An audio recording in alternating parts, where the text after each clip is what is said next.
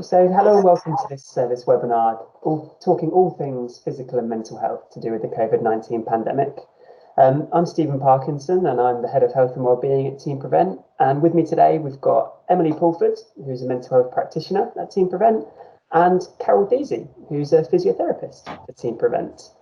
So, as I mentioned, we're just going to chat about physical health, how we can make ourselves better, how we can best protect our bodies from musculoskeletal injury, how we can potentially think about posture, think about the way we sit, and we're going to think about mental health as well. We're going to think about what we can do to proactively avoid negative mental health and avoid those thoughts which can drag us down and again make us feel very, very lonely, make us feel very very ill, as it were. So without further ado, I'm going to introduce Carol Deasy.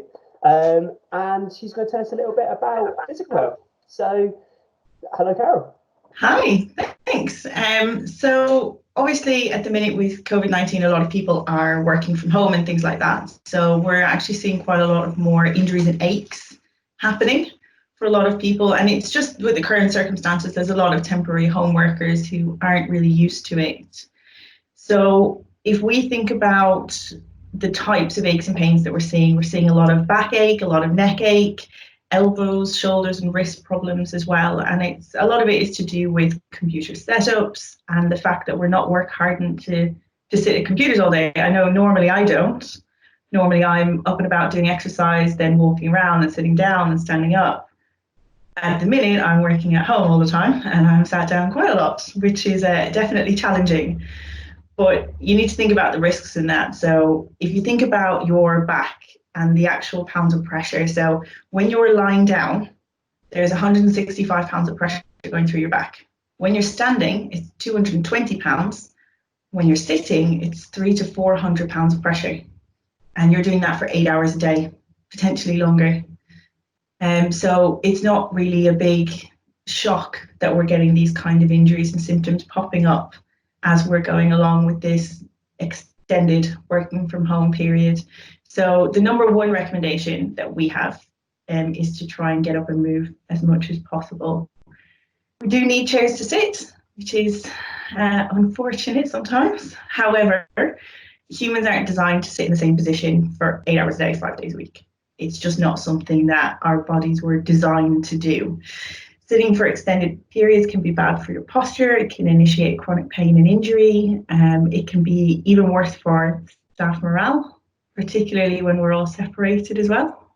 But the big thing that we need to look at is that you can do different types of sitting. So you can have active sitting or you can have passive sitting. And those are two big distinctions that we get a lot in ergonomics and OcuHealth.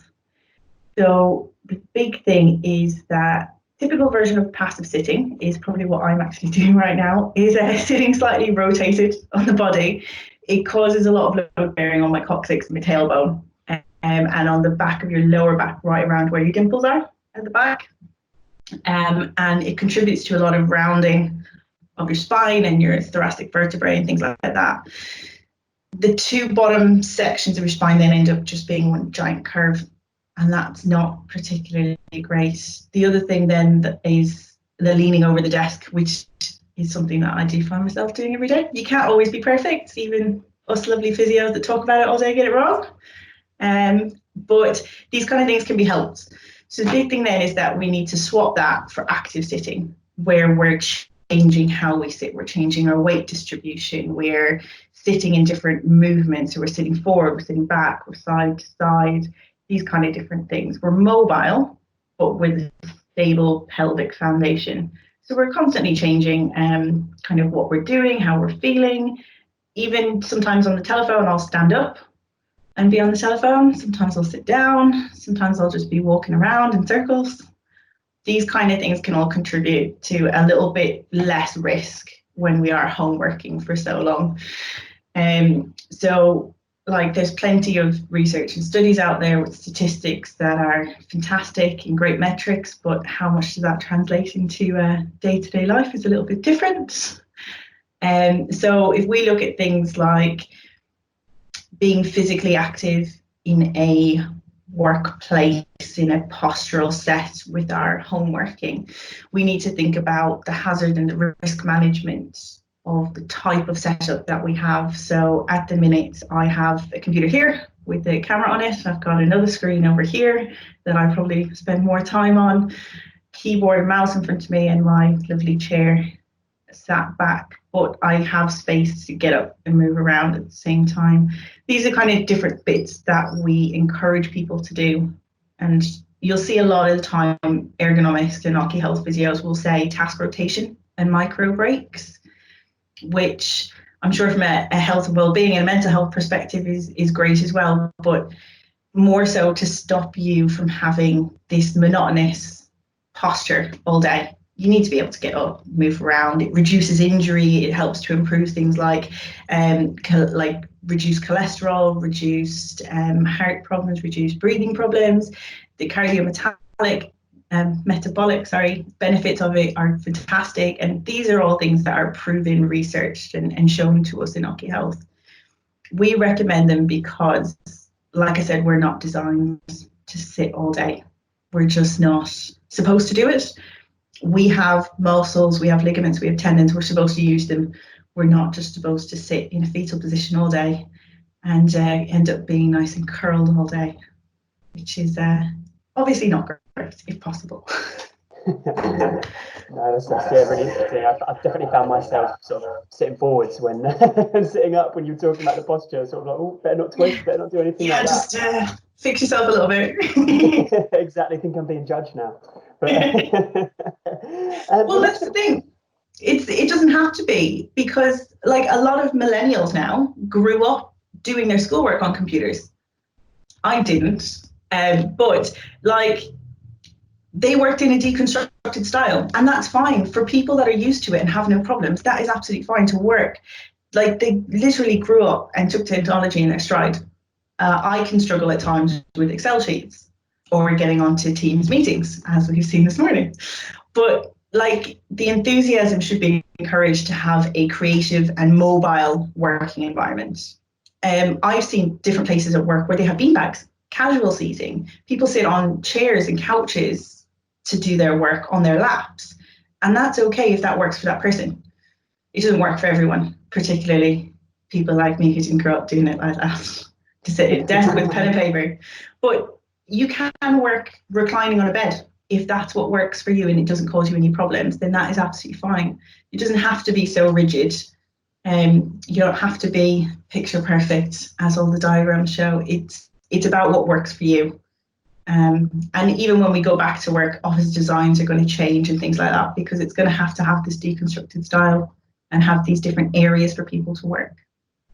Yeah, that's a really interesting point.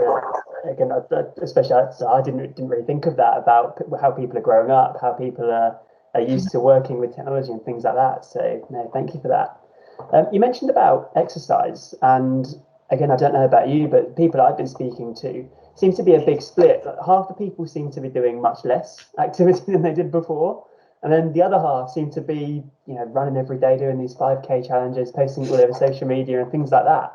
So I suppose if you've got any tips and tricks on people trying to get into exercise, potentially haven't done exercise in a while, or just want to increase their activity a bit. Yeah, I was one of those people at the start of lockdown. I didn't particularly love to go out and exercise, go to the gym and things, but there are guidelines as what NHS England and things like that report to us what we should be doing, particularly as a beginner, because you want to reduce the amount of risks. Like when I started months ago, there was no way I could just go out and run 5K, maybe walk it with a few breaks, but no way I could run it, especially not without causing myself some harm. So we look at the advice that's out there, and if we talk adults, say 19 to 64-year-olds, generally the working population, what's recommended is at least 150 minutes of aerobic exercise every week, with strength exercises on 2 or more days, which is a little bit different type of exercise, and they need to work all the major muscle groups, so like your arms, your chest, your legs, your abdomen, these kind of things. But 150 minutes a week. Okay, we don't have to do 150 minutes all in one go. That's the big thing for people to remember, little bits at a time. I started off with cycling because I'm rubbish at running. I get out of breath no matter how hard I try. But I started off with cycling and I did 15 minutes my first day, completely out of puff because there was a few hills that I hadn't counted on. And I've built it up from there, and I actually do 120 minutes a day now, which is huge. And it's probably taken 3 months to get there, but it's quite a big one for people. They say like 75 minutes of vigorous aerobic and strength exercises on 2 or more days a week that supports your muscle groups is beneficial. So if we look at that from an example, it's 2 30-minute runs plus 30 minutes of fast walking would equate to 150 minutes of aerobic exercise and strength training then on 2 or more days. So if we're looking at that, we need to add in different things. So what I do is I increase the resistance on my bike. So I do my aerobic exercise, which is a lot lower resistance for me. And then in order to work myself, I use the higher resistance on the bike for my legs. I might do a little bit of Pilates training for my abdomen, or I might do some resistance band work for my arms. And it's just important that you get a whole body workout. I know a lot of people say you should do arms on this day and legs on this day, but that doesn't matter as long as you're doing something. Something is better than nothing. And if you do 10 minutes today, it's better than doing nothing yesterday. And that's the improvement that people need to focus on. It's small, achievable goals. You don't need to rush into it. You don't need to run a marathon today. You just need to do little bits at a time. Don't take off more than you can chew, and know your own limitations. If you haven't done exercise for 3 months, maybe don't start with the 5K. Start with just one. Yeah, definitely. I think it's really sensible. I think, again, to just avoid those injuries, to avoid those aches and pains that we don't want. I think that's huge. Yeah, know your limitations, know what you can do, know what you should be doing. So yeah, thank you for that. And then sort of my last question, it sort of follows on from that. In terms of stretching and things like that, there's a lot of, I don't know, I don't know about you again, there's a lot of sort of conflicting research and conflicting sort of stories about that. What should we be doing? So, contrary to what most people do think, there is little evidence to static stretching and saying that would reduce your injury during your physical activity exercise, or even soreness the next day, which is quite a big one. A lot of people feel if they stretch, then they won't get sore. The big thing to reducing injuries is actually warming up and cooling down. Those are the big ones. You can hold dynamic stretching movements, which is much more beneficial than the traditional, I'll statically hold something for ages and see how long I can hold it for. I can feel the burn, and therefore I'll feel better the next day. The dynamic stuff is a lot better for you. So if we talk about warming up, it's the idea is behind warm up is to mentally and physically prepare your body for what's happening. If I walk out my door today and I just go hell for leather, 5K run, my body hasn't warmed up to that. My mental health, I haven't warmed up to that. My brain hasn't got the ability to cohere what I'm actually doing, to understand what's happening, and therefore function the rest of my body as I need it to. So you need to wake up the brain, you need to wake up the body. Big thing with that is that it increases your heart rate, your blood flow, which then enables your body to prepare itself. But it doesn't have to be huge. It can be something like fast-paced walking up and down the stairs. So do an extra few bits. It doesn't have to take a long period of time as well. It can be quite short. So a warm up for light physical activity could just be 10 minutes. 10 minutes, light aerobic movements, some dynamic stretches, arm swings, jogging on the spot, lunges, squats, these kind of things. And that would be more beneficial than stretching itself. But the one that most people forget is actually cooling down. Everybody loves to do the warm up. It's like, yeah, I should do it, but then I'm exhausted after my workout, and the last thing I want to do is cool down. And that's quite a big one where we do get an increased risk of injury. So simply reduce the intensity of what you were doing. So if I'm out for a 1 hour run, take the last 10 minutes, ease it off, do a fast-paced walk, do a jog, don't run. You just need to reduce what you're doing. So if you've been running, then jog. If you've been fast swimming, then easy swim. These kind of little things. It'll help you to gradually reduce down your heart rate and begin the process of recovery for your body. That's the biggest thing. If we don't allow our body to recover, then we have issues. So it's about kind of gently stretching your main muscle groups, 10, 15 seconds. It doesn't have to be long. and that will then restore their length, bring your mind and body back to a resting state as well, and that's where we start to see good improvements and less injuries happening time after time. Yeah, thank you for that. Again, on that, it's so easy to forget that cool down. Like, I know when I run, when I swim or whatever, I'm looking at my watch thinking, oh, I can, hit that time, hit that 20-minute 5K or whatever it is, and and then you just stop and then die on the floor. So yeah, we'll be checking up on you from now on. Have you done the extra few minutes cool down? Exactly. Reduce those injuries. Now it's key. And I think what you mentioned there as well, those benefits to the mind and body, I think that's really prevalent because again, with exercise and with everything that we're talking about today, that holistic approach I think is really important to have in mind. So the sort of notion that you can't have mental fitness without physical fitness, and you can't have physical fitness without mental fitness. So well, there's plenty of studies out there. Like, it's been shown that moderate intensive activity is related to an increased performance in working memory, cognitive flexibility, and then high intensity exercise can actually improve the speed of information processing. So you learn things faster, you learn things better. There's plenty of studies showed out there.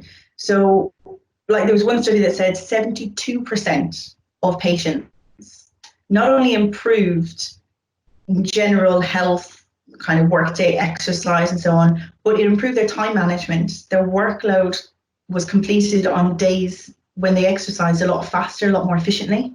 So these kind of things, they make a huge impact, not only on us physically and our physical health, but our mental health improves. There's been a study done in Denmark where they introduced exercise in the middle of the workday, which was great. And it improved productivity for that company. It improved the overall feeling of the company and how people felt about their managers and things. The last thing you want to do is exercise an already tired body. So you don't want to exercise at the end of the day.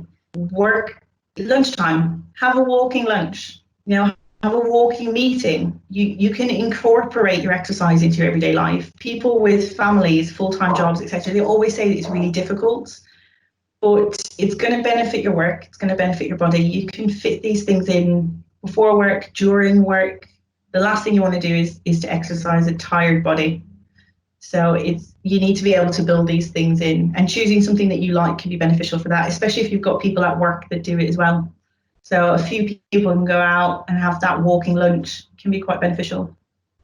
Definitely, yeah. Thank you. I think that's a really good and interesting point to bring Emily in on as well, to think about the sort of positivity and the increases in our mental health and how we can make ourselves more happy, as it were. Because I know obviously during the current period, a lot of people have been struggling, a lot of people have been alone, facing more of those mental health difficulties than perhaps they ever have in their lives. So Emily, what sort of things have you been facing? Have you sort of been encountered in your day-to-day working life?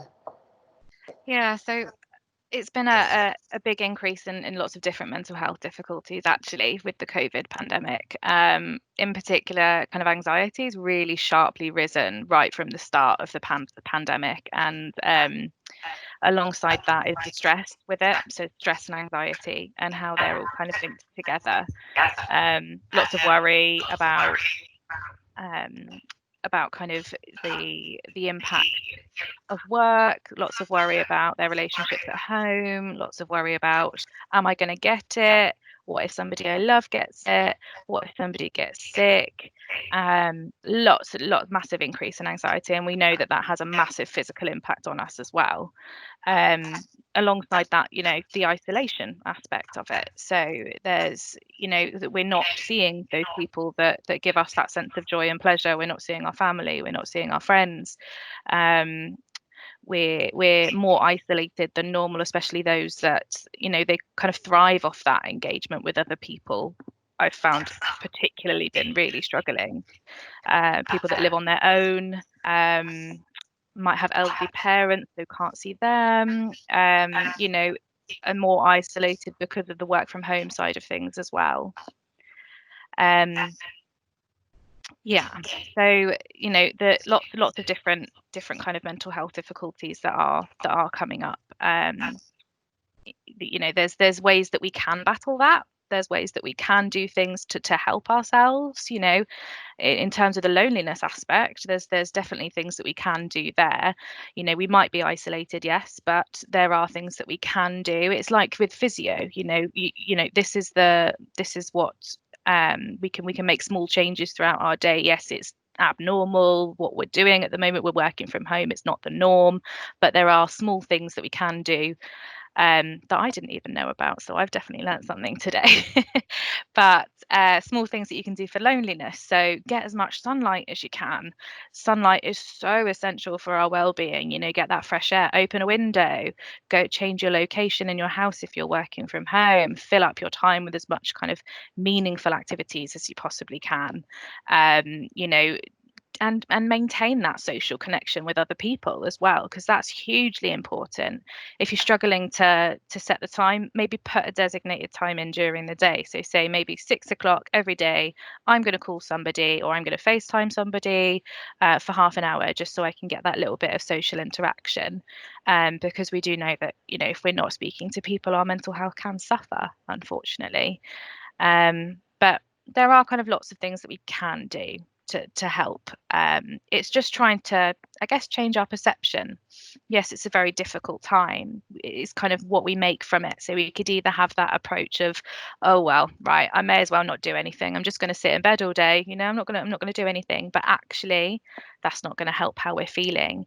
This is our opportunity to make a change, to do something slightly different. Take this as an advantage. Yes, we are home more than often, but what could we do in the home? What could we do that we might have been putting aside for a little while? Those things like cleaning out your cupboards and sorting out your clothes, those things that we've probably been putting off for a little while. We've now got that opportunity, the rare opportunity, to be able to do these things. And it's the small things that we put in place that give us that sense of pleasure. Especially when we're feeling low. We will normally feel low because we're not getting that sense of pleasure or that sense of achievement from things. We just do the routine things, like we do the washing up, we do the work, we shower, the really routine stuff, and then we just do that, and then we don't do anything else. We need to put in time for those pleasurable things to make us feel better. That could be anything, really, really tiny things that you could put in place. But yeah, there has been a massive increase in kind of mental health difficulties because of all of this. Understandably, it's a very stressful time, completely normal that we're feeling that way. But it's about trying to identify when we're feeling that way so that we can put those changes in place.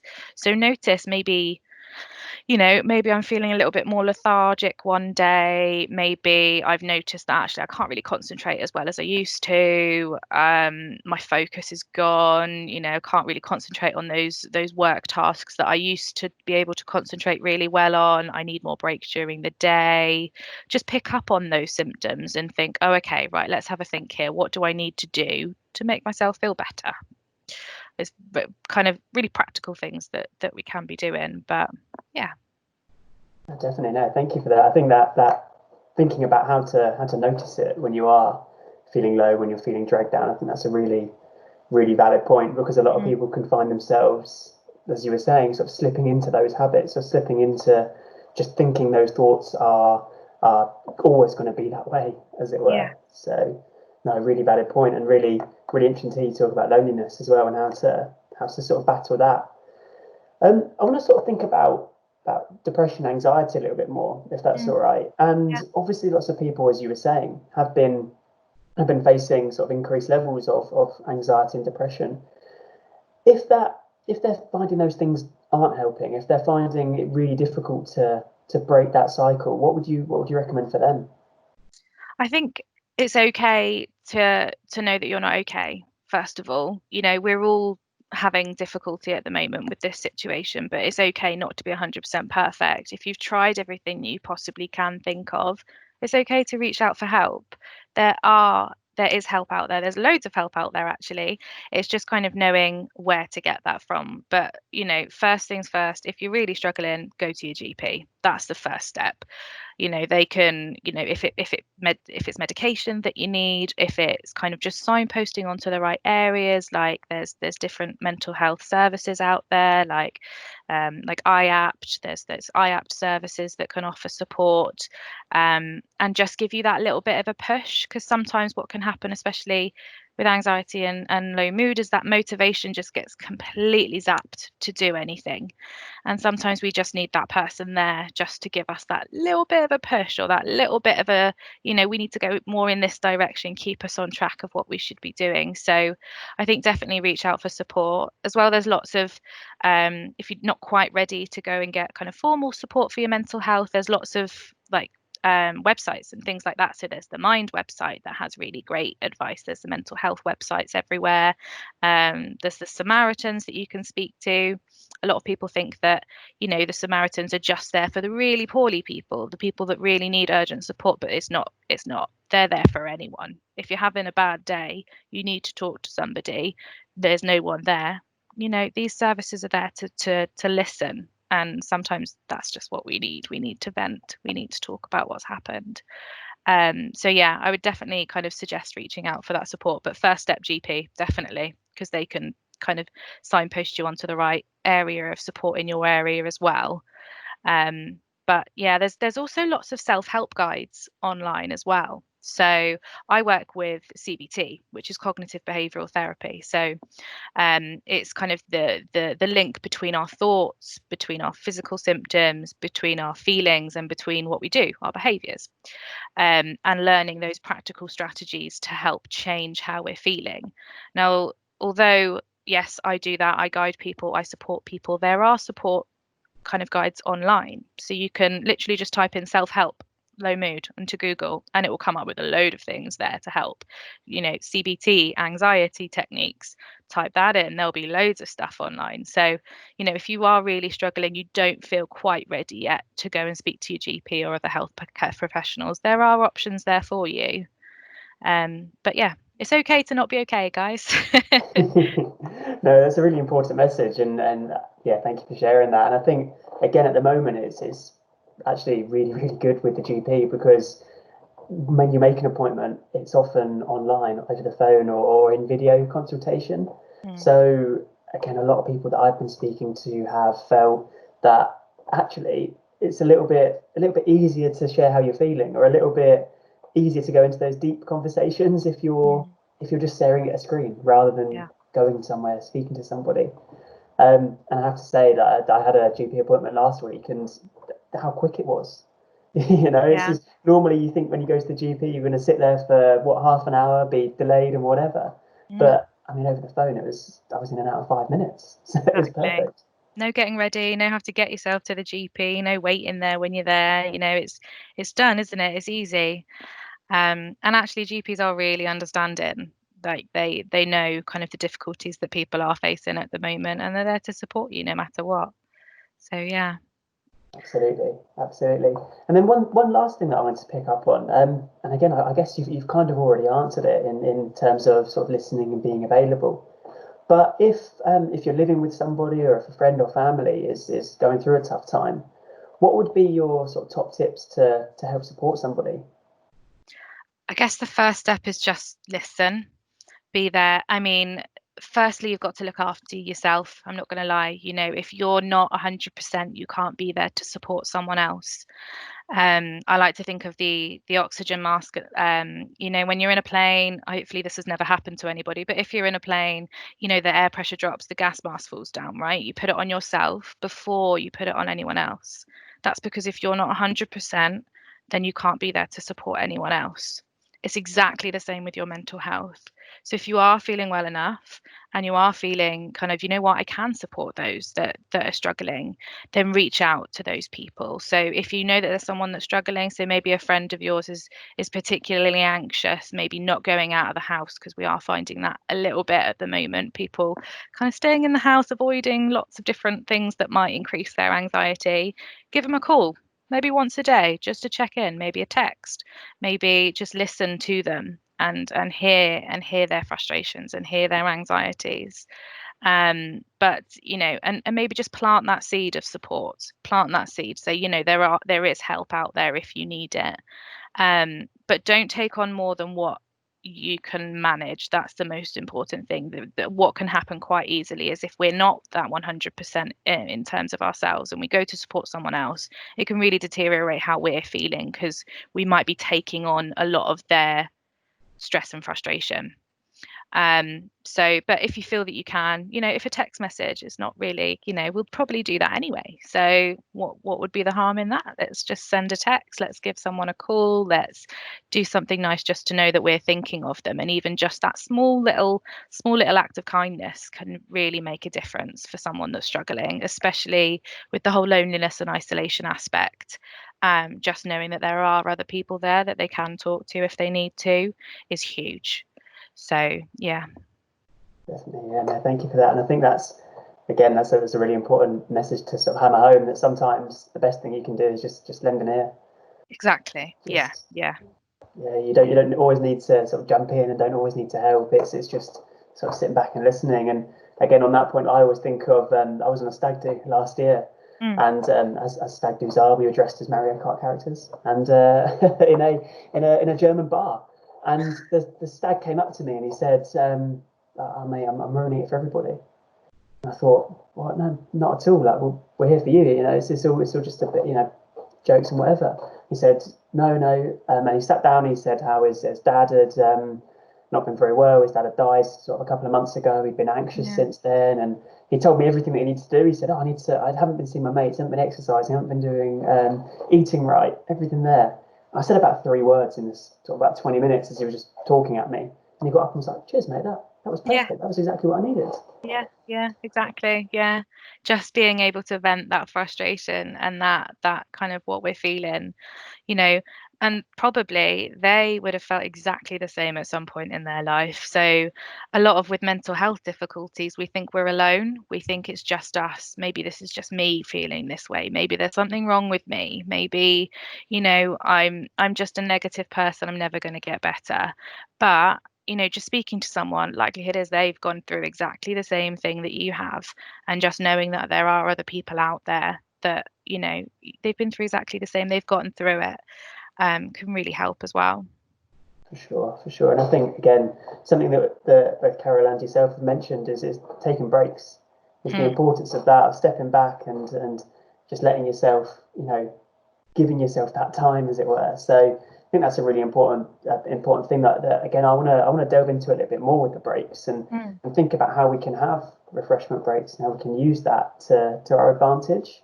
And I think in those breaks, a lot of people are, again, me included, walking to the fridge, opening it up, sort of looking in there, what can we eat, how can we eat it, how can I get all this chocolate in, essentially. That's what I'm thinking.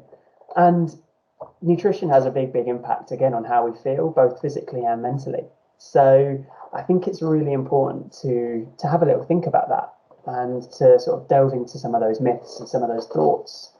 And I've been reading a lot recently that there's foods that you can eat which will, boost your immune system, make your immune system strong.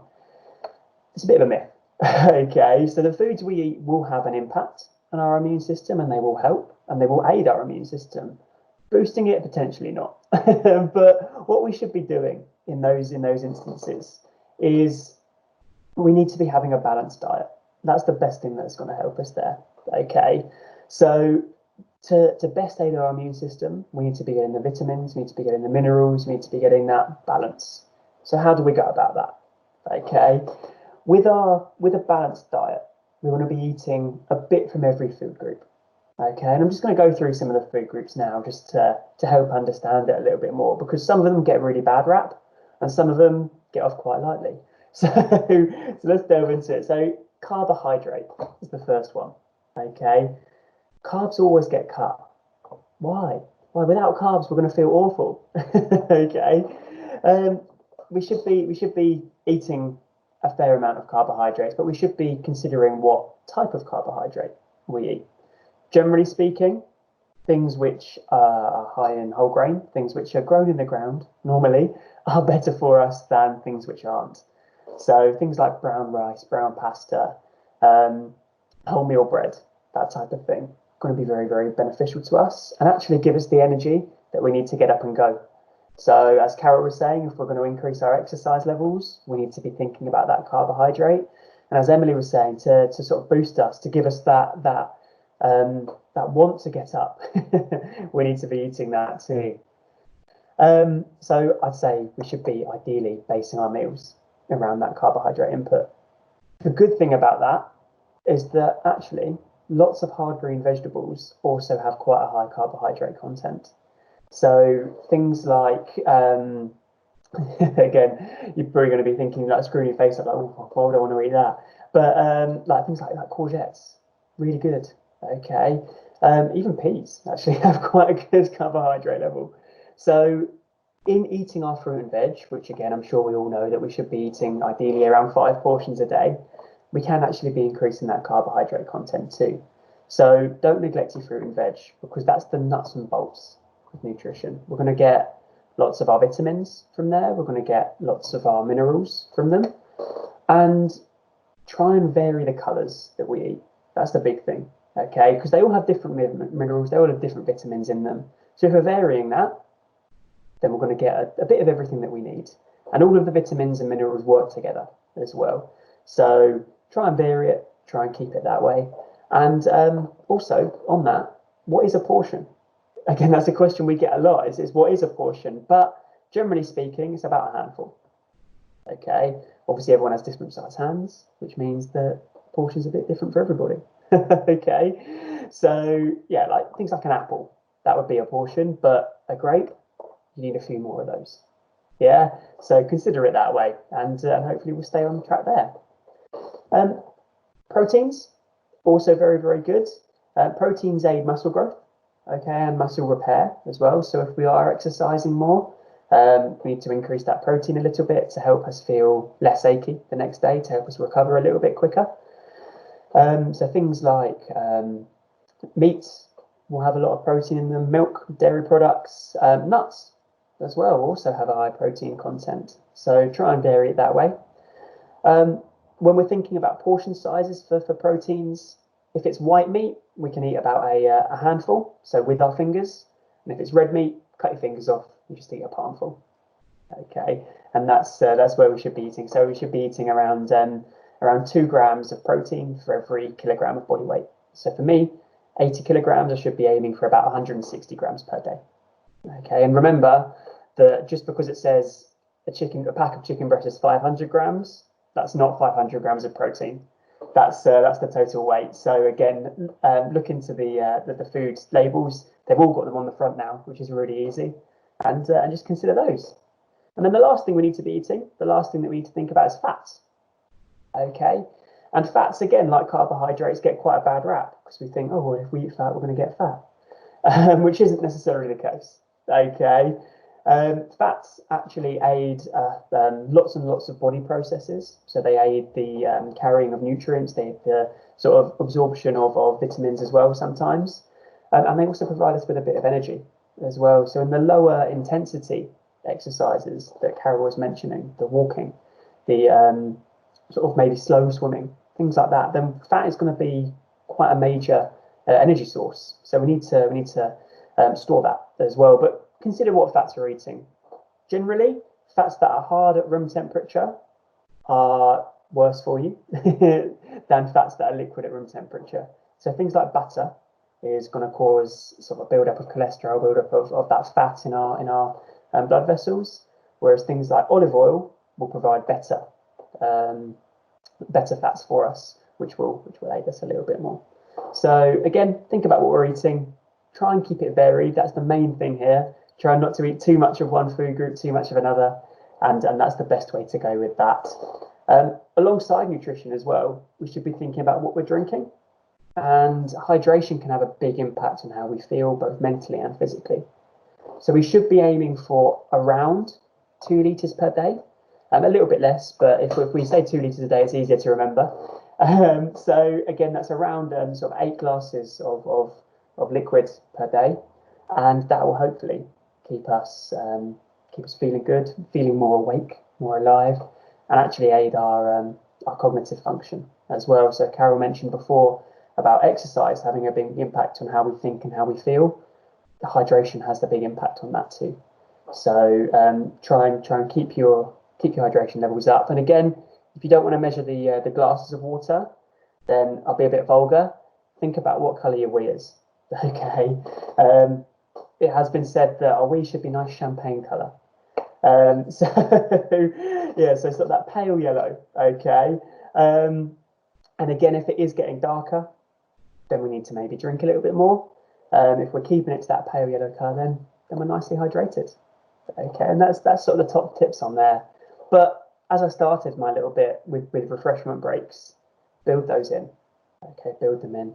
They're important for your mental health, as Emily was saying, to switch off, to give yourself that time to reflect, to be more sort of aware of what you're thinking about.